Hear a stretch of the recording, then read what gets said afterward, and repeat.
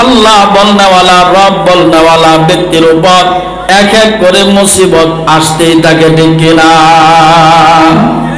কারণ যারা ভালো মানুষ তাদেরকে এই দুনিয়াতে পরীক্ষা করা হবে, ঠিক না বেঠিক?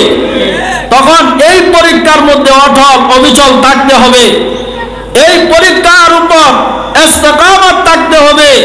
এক মুহূর্তের জন্য ঈমান হারা হওয়ার সুযোগ নাই। আছে? নাই।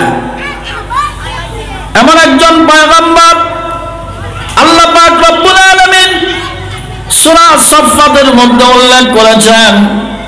আল্লাহ তাআলা ইরশাদ করেন, ওয়া ইন্না ইউনুসা লামিনাল মুরসালিন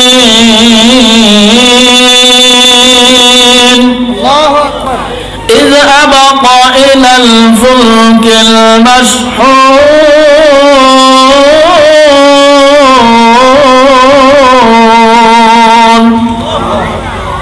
নবীদের মধ্য থেকে একজন সম্মানিত পয়গম্বর হযরত ইউনূস আলাইহিস সালাতু ওয়াস সালাম, আল্লাহ তাআলা তিনাকে ইরাকের সুপ্রসিদ্ধ শহর মসুল নগরী, সেই শহরের জনপদের মানুষদেরকে কালিমার দাওয়াত দেওয়ার জন্য আল্লাহ তাআলা নবী হিসাবে হযরত ইউনূস আলাইহিস সালাতু ওয়াস সালামকে পাঠাইছেন।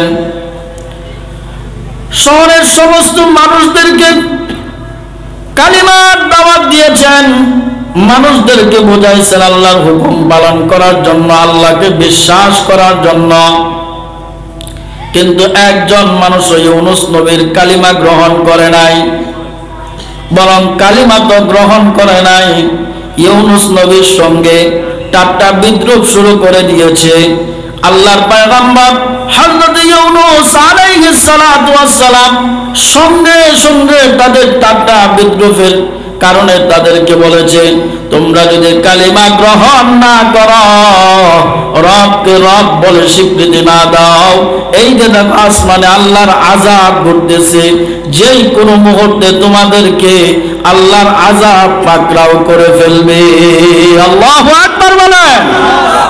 আল্লাহ পাকের আযাব আছে না নাই? আল্লাহর পয়গম্বর হযরত ইউনূস আলাইহিস সালাতু ওয়াস সালাম উম্মতদেরকে দাওয়াত দিলেন, সকলে ঠাট্টা বিদ্রূপ শুরু করে দিয়েছে, দাওয়াত গ্রহণ করে নাই, বরং বলতেছে ইউনূস নবী আমাদেরকে আযাবের হুমকি দেয়, জাহান্নামের হুমকি দেয়, শাস্তির হুমকি দেয়। তিনি তো আমাদের মধ্যে আছেন, যদি আযাব আসে তাহলে তো ওনাকেও আযাবে ধরবে, ঠিক কিনা? খুব চালাকি শুরু করছে। আযাব যদি আসে, নবী তো আমাদের সাথে আছে, তাহলে তো আযাব ওনার উপরেও আসবে, ঠিক কিনা? তারা চালাকি শুরু করছে। আল্লাহর পয়গম্বর হযরত ইউনূস আলাইহিস সালাতু ওয়াস সালাম তিনার দাওয়াত প্রত্যাখ্যান করার পরে তিনি দেখতে পেলেন আসমানের অবস্থা বেশি একটা ভালো না। নিজের কলিজার টুকরা দুই সন্তান এবং স্ত্রীকে সঙ্গে নিয়ে যেই জায়গার মধ্যে আযাব আসবে, এই জায়গার মধ্যে থাকার কোনো পারমিশন আছে নাকি বলেন? থাকা যাবে না। তিনি বুঝে ফেললেন, এজন্য তিনি সেখান থেকে সরে গেছেন। ভোরবেলা সেখান থেকে সরে গেলেন, কলিজার টুকরা দুই সন্তান এবং স্ত্রীকে সঙ্গে নিয়ে সরে গেলেন।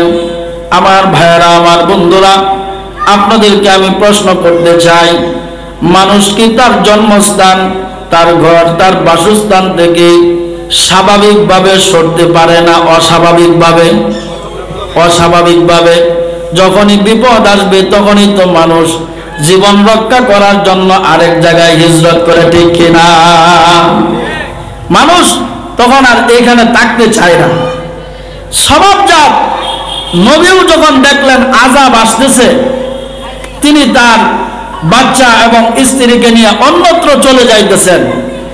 আর এলাকার মানুষ সকলে মিলে নবীকে পাহারা দিতেছে।